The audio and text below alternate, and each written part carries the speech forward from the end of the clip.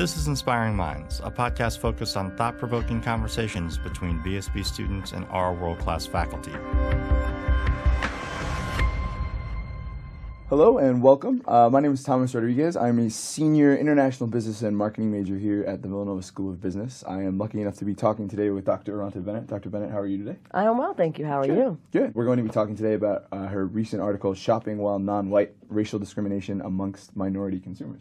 I'm really pumped to get this started. Before we get into that, why don't you just tell us a little bit about yourself, about how you kind of came to teach here at BSB, and a little bit about the courses you teach, that type of stuff. Okay, so I am Aronte Bennett, and I am an associate professor of marketing here at Villanova.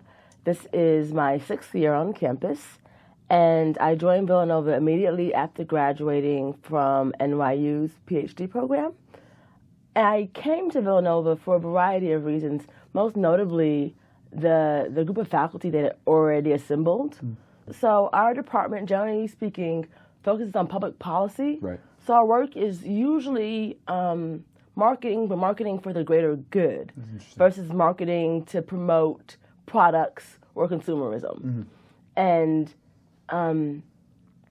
Villanova, from that perspective, is a unique place. Right. There are only a handful of schools in the country that offer that kind of faculty, and I wanted to be a part of it. And this project that we're talking about today, Shopping While Non-White, that's actually with Dr. Hill, right? He's a professor. It is with Dr. Hill. And then the other is Cara Daddario, and she works here as well? Cara was my graduate assistant when we wrote the paper. She's now employed at Campbell's. Right. She works in their interactive marketing department. Perfect. Well, so moving into this article, which is an awesome read, something I was looking forward to reading, and it was really good to read. Talk to me a little bit about how you came to settle on this topic of shopping while non-white. Obviously, there's some hints at public policy. It's a very broader issue and a very much a hot topic in the country. And how did you come to focus on this? When I was in graduate school, I was focusing on social responsibility.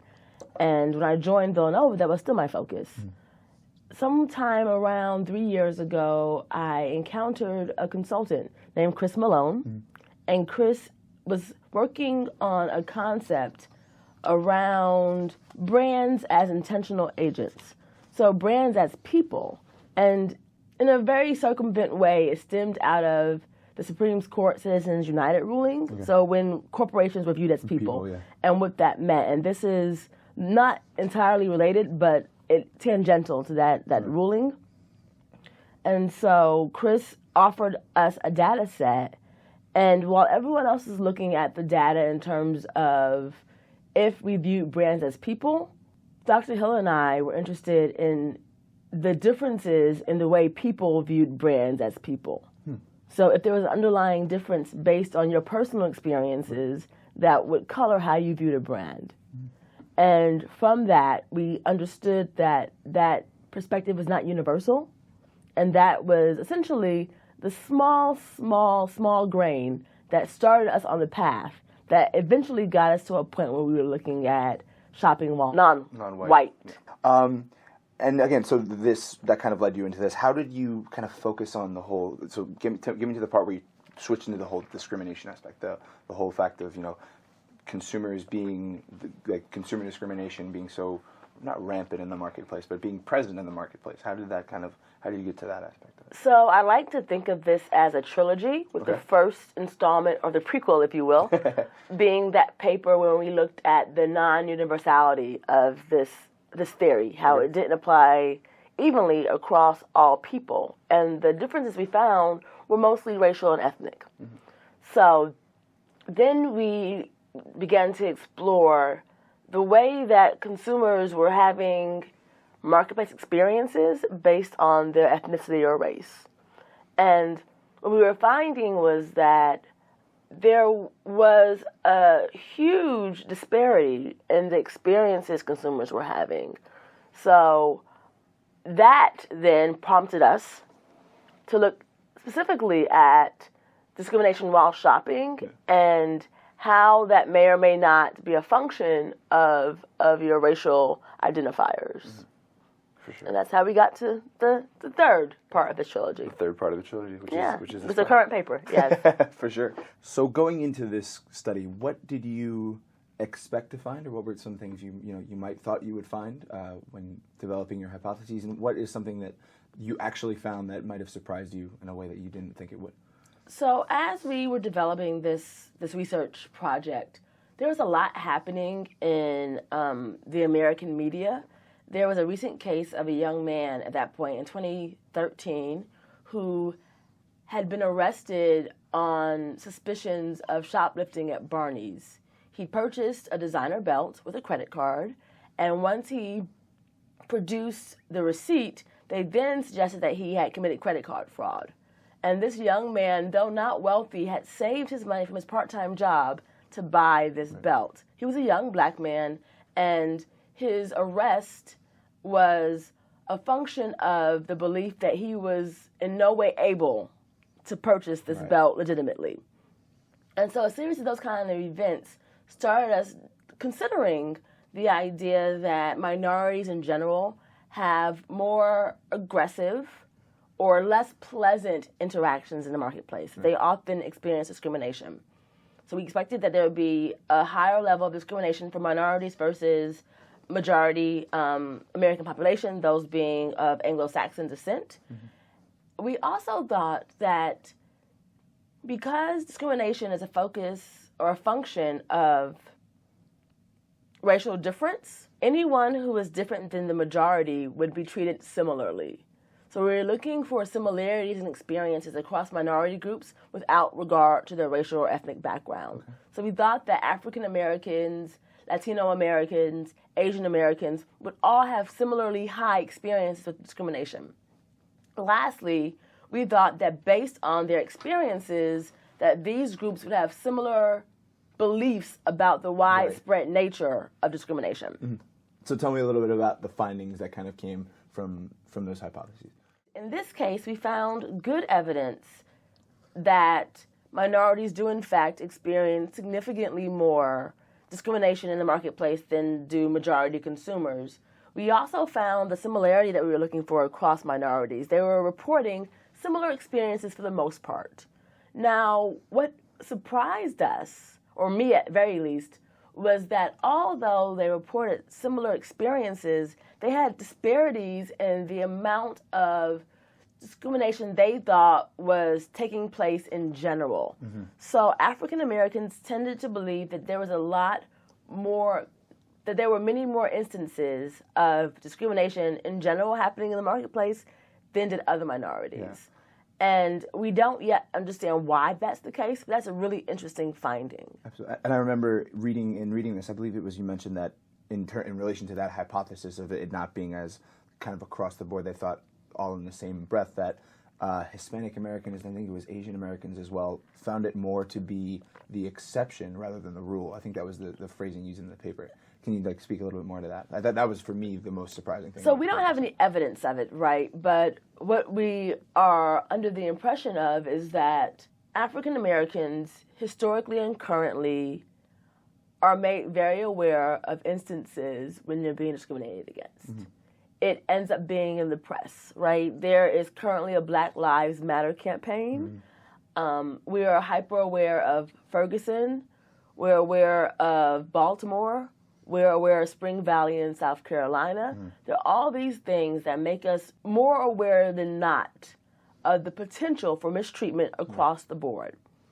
I'm not certain that that same level of awareness or media coverage applies to when other minorities are being mistreated. So we don't often hear about the way Asian Americans are misportrayed, incorrectly portrayed as academically astute to the detriment of their social development. Right. There are these model minorities, and we don't hear about how that negatively influences them. We don't often hear about the way Hispanic or Latino Americans are mistreated. It doesn't make the news very much. And it could be a function of two things. It could be a function of population size, or it could be a function of historic American media and politics that focuses on black and white rather than the whole range of ethnicities and races in our country. So that might be driving the effect, but we don't have any evidence for it. Right. Now, you mentioned the events just like Ferguson, that have happened. Obviously, at the time you wrote this paper, since you wrote this paper, where do you kind of see, in the short amount of time, I'm assuming, how do you have seen this situation kind of evolve? Has it gotten worse? You know, like, where do you think that whole situation of racial discrimination in the marketplace, shopping while non-white, how has that moved forward since you wrote this paper? Where do you see it moving forward down the road in this country? So I think what's interesting is as we were writing this paper in the years preceding the trilogy, there was discussion of this utopian post-racial America. Yeah. And it was ushered in by the first election of President Barack Obama. Yeah. And I think that belief and its fallacy is kind of what led to the series of events we've seen unfold. Mm-hmm. So since we published this paper, there have been a number of high-profile, racially driven media events. Mm-hmm. And I don't believe there's been much change in the way that people are being treated in the marketplace and elsewhere, but I do believe there's a lot more interest in bringing those mistreatments to the foreground. Mm-hmm. So I think armed with smartphones and social media, that the public is making it a point to uncover and reveal the way in which American society in the marketplace and elsewhere can sometimes treat its minority population. So now, is there anything that you felt this study left you longing for that you could have found out more through more research? Has this study influenced any current research projects you're currently working on, or is there something you felt like that once you finished the study, you were like, I really wish I could do more research about that? As the Batman to my Robin, Dr. Hill and I are we're currently looking at the way specific brands treat people. Okay. So really large multinational brands and how people respond to them, right, and how they're treated by those brands, and if their response and treatment move in the ways you would expect. Okay. So, for example, there are some luxury brands that are not just expensive, but they are exclusive in ways that aren't always based on financial ability. Okay.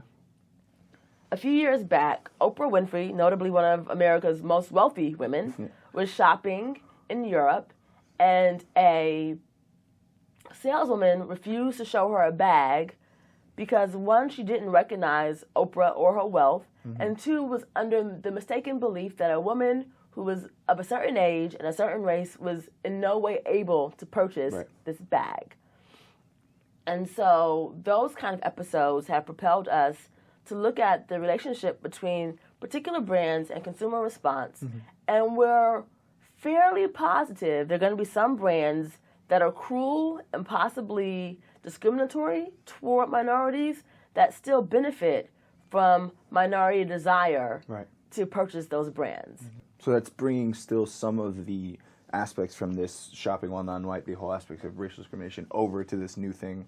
More so, because this paper is more so how not consumers treat other consumers, but more like storekeepers and like kind of smaller scale retail operations treat consumers. So I actually would say this paper is more of a macro, right, approach. So it looks at, generally speaking, are stores cruel to you? Generally, right, speaking, do advertisements depict you in a way that's not positive? Generally speaking, are salespeople not polite to you? Mm-hmm. The next paper, our extension, is going to be, in particular, how does brand A treat you? It's funny, just because, just thinking about on a pure business terms, it doesn't make sense to have an out-group if you're a brand. You know what I mean? Any potential customer is a valuable customer. So I think that's something that's like fascinating about that study, the fact that a brand could perceive someone almost as an outside customer when, in fact, any customer would potentially be valuable. You know, obviously there's different levels of value within customers, but I think that's just something that's very interesting. So customer lifetime value is right, a thing, exactly, right? And it should not be a function of any of those demographic markers, except brands, while acting like people, are managed by people. Yeah. And it's those people who are managing the brands that are perpetrating these acts of omission and commission. Very good, for sure. I remember vividly from class that you do not have a TV. I do not have a television in my house. Let's close on that aspect. Tell me about why you don't have a TV. Especially, you know, you're also very well informed, obviously, but you do not have a TV in your house. So Dr. Eric Carson came to my housewarming, and I have a bracket for a television. So I have a space that indicates the TV should hang in my living room. And as a gift, he drew me a small television scene that is now taped to my bracket. But I don't have a television because I'm aware of my personal weaknesses, and I get easily distracted. Mm-hmm. And television causes me, 1, insomnia, and 2, to not focus on the things that are fulfilling in my life. Mm-hmm. So it's just an easy way. It's a crutch for me. Yes, absolutely. And I can just fill time watching TV and not really enjoying myself. So if I have friends over, in my house, we have to talk because there's nothing else to do besides talk. Absolutely. And it makes some people uncomfortable, but it leads to amazing evenings of conversation and bonding. It also means that when I go home at night, I'm probably just going to sleep. Now, with that being said, I have a very large amount of data available to me. Yes. And I often stream things. So I watch quite a few shows online. I'm a cord cutter. I'm not anti-television. I just don't have a television. And I also, to keep on top of all the latest news, read a gossip blog at least once a day. Good. Always good.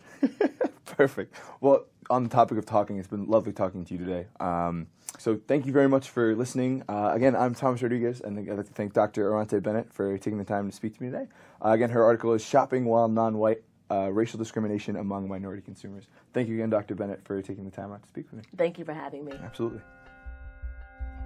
Thank you for listening to Inspiring Minds. Stay tuned for our next installment featuring more VSB students discussing research topics with our world-class faculty.